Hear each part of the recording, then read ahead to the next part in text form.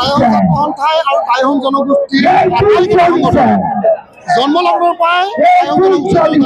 প্ৰদান কৰিব লাগে বুলি প্ৰতিবাদ কৰি আহিছে। আহোম এনেকৈ সকলোৱে কৰি আছে, কিন্তু গতিকে আমি জাতি ধৰ্মৰ অসমত বসবাস কৰিছিলো,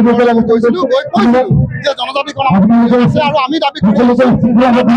প্ৰতি ৰাইজৰ সমৰ্থন আছে, বুজাইছিলো। ৰাইজে বুজি পাই পাইছো ভাৱে এটা আহ্বান দিয়াৰ লগে লগে তিনিচুকীয়া ৰাইজ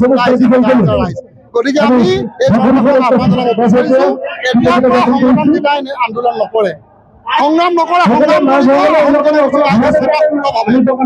সংগ্ৰাম আজি কেৱল ইয়াৰ পিছত কিন্তু নিৰ্বাচনৰ পূৰ্বত যদি আমাৰ ৰাইজে গৈ লাখ লাখ জনগোষ্ঠীৰ ৰূপক উলিয়াই আনিব আৰু তাৰ পৰিণাম কি হ'ব আৰু কেনেদৰে নিৰ্বাচন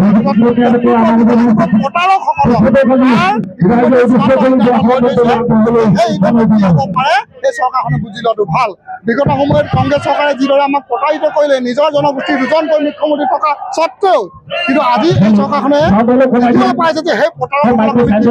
কৰিলো, কি ফল দিলো, সেই প্ৰতিফল নাই তেন্তে আমাক প্ৰদান কৰা, অন্যথা